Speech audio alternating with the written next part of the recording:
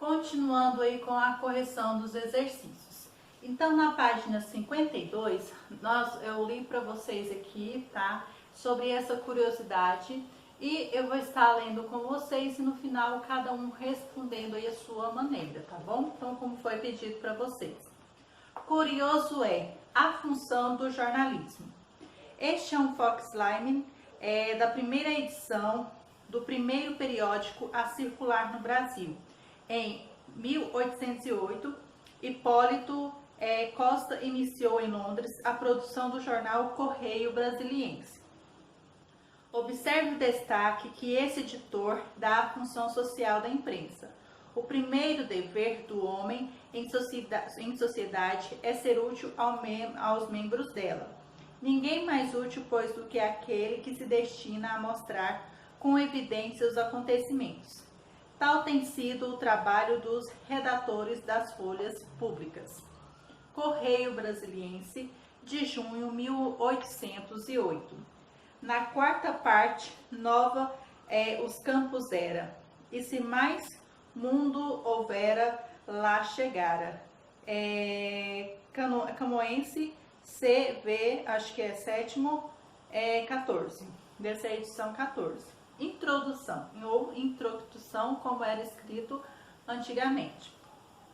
O primeiro dever do homem em sociedade é ser útil aos membros dela, e cada um deve, segundo as suas forças físicas ou morais, administrar um benefício da mesma, os conhecimentos, os talentos que a natureza, a arte ou a educação lhe prestou.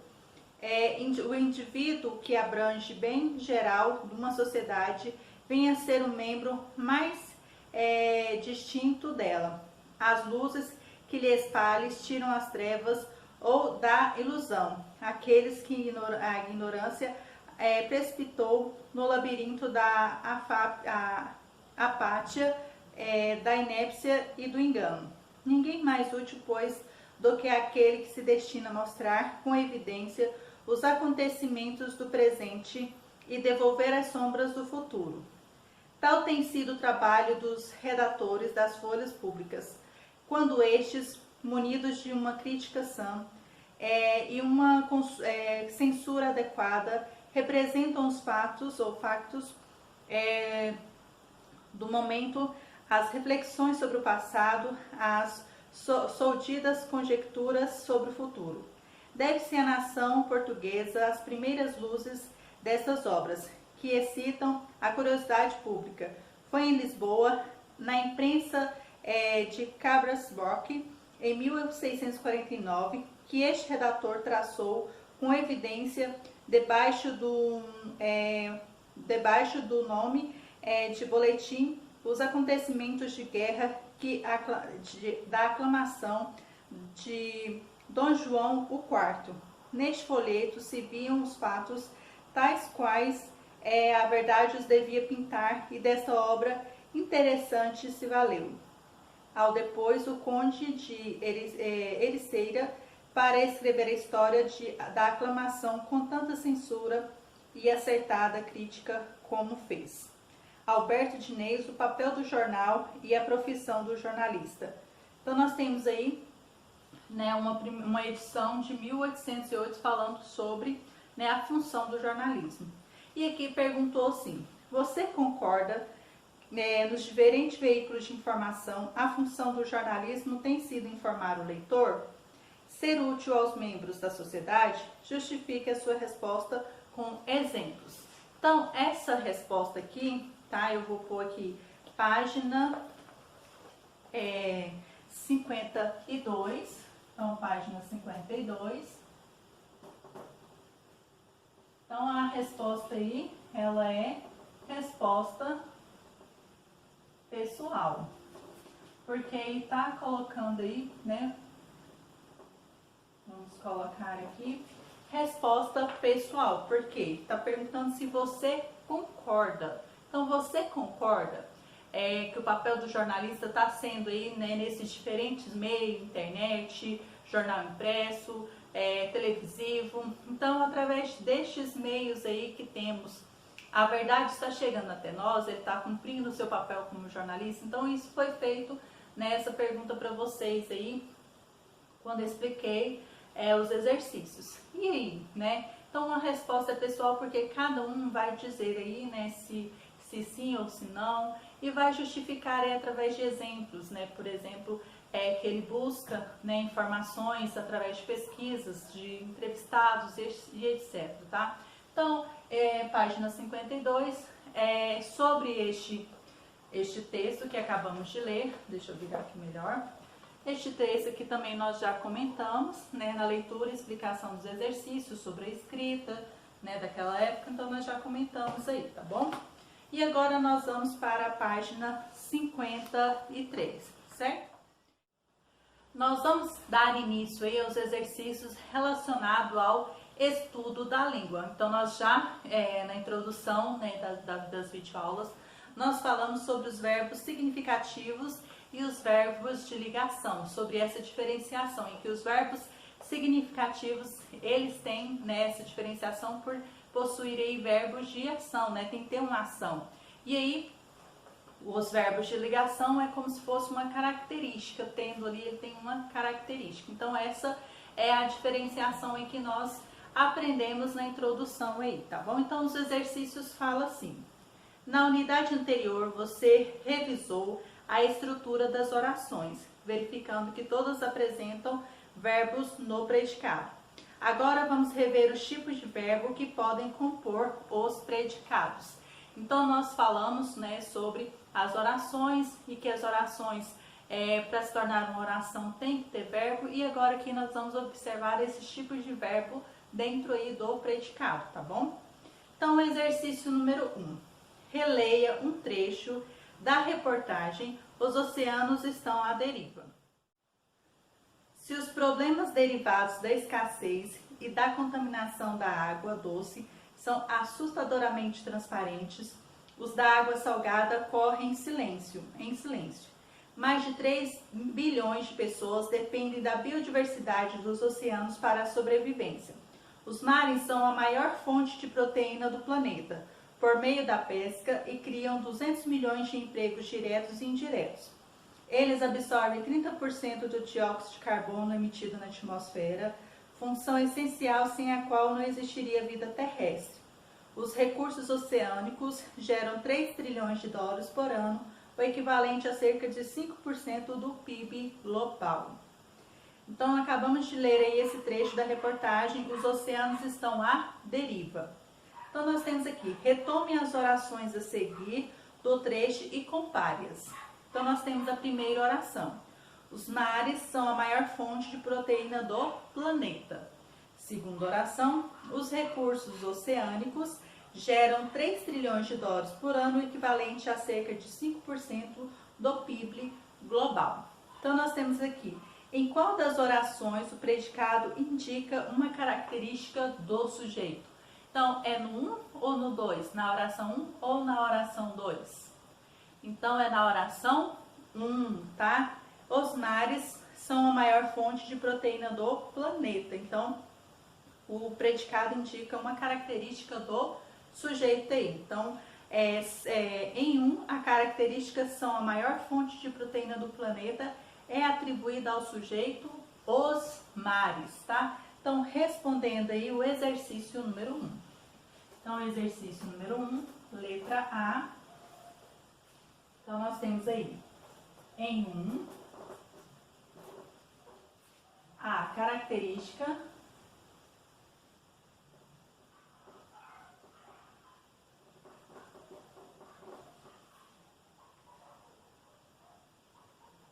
são a maior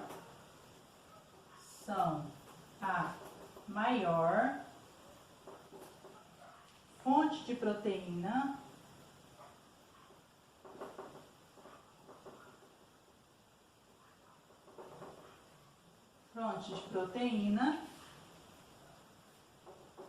fechando as aspas, é atribuída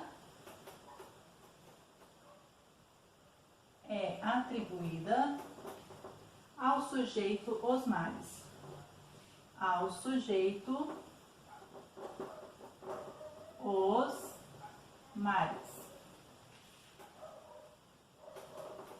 Então, ficou respondido aí a letra A.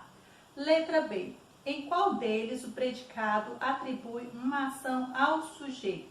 Então, um atribui uma característica, como eu tinha explicado para vocês inicialmente, e agora o outro atribui uma ação. Então, é na oração 1 ou na oração 2? É na oração 2, tá? Nós temos aqui os recursos docentes geram. Então, nós temos aí o verbo gerar. Então, está gerando aí. Então, geram 3 trilhões de dólares por ano, equivalente a cerca de 5% do PIB global. Então, vai ficar assim, em 2, a oração, aliás, em 2, a ação de gerar é atribuída ao sujeito os recursos oceânicos. Tá? Então, respondendo a letra B. Em 2, a ação de gerar, que é o verbo, é atribuída ao sujeito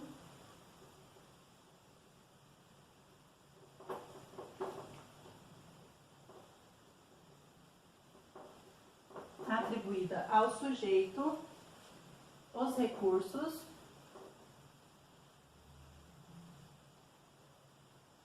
oceânicos.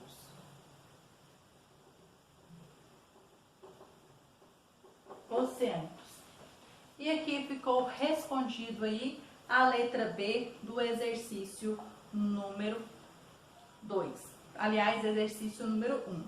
Agora nós temos aqui exercício número 2. Observe os verbos de ligação nas orações a seguir, depois relacione cada verbo ao sentido que ele expressa. Então, vou reler novamente aqui, tá bom? Observe outros verbos de ligação nas orações a seguir, depois relacione cada verbo ao sentido que ele expressa. Então, vocês vão relacionar, vão ligar aí, tá bom? Primeiro eu vou ler as alternativas aqui, vou enumerar as alternativas e colocar as numerações do outro lado e fazer a ligação, tá bom? Então, nós temos aqui, o mar é fonte de proteína. 2, aliás, eu vou colocar a numeração e as alternativas de cá, tá? Então, vamos lá. 1, o mar é fonte de proteínas. 2, o mar está revolto. 3, o mar ficou revolto. 4, o mar permanece revolto. 5, o mar parece agitado. Então, nós temos aqui o sentido. Continuidade do estado. B, mudança de estado. C, estado transitório. D, estado aparente. E E, estado permanente, tá? Então, vocês façam uma pausa, eu estarei apagando o quadro e colocando aqui, relacionando aí o exercício número 2.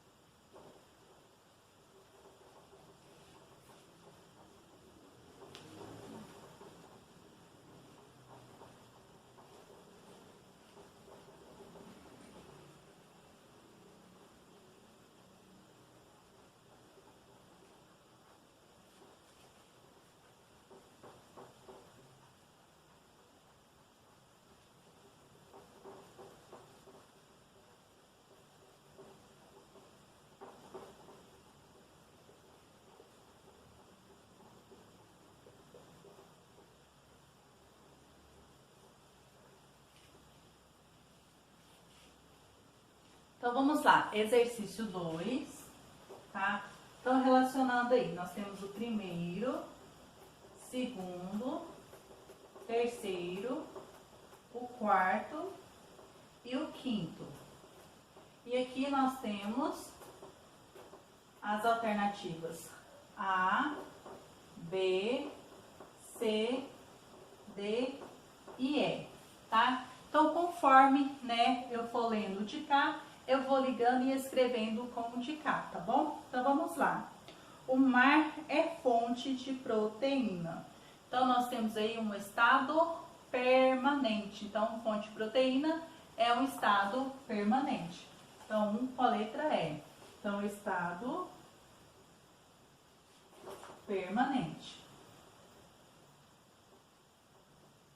Tá bom? Então um ligado com a letra E. O mar está revolto. Então, o mar está revolto é estado transitório. Então, porque ele sempre pode estar tendo uma modificação. Então, o 2 é a letra C. 2 com a letra C, que é estado transitório. Estado transitório.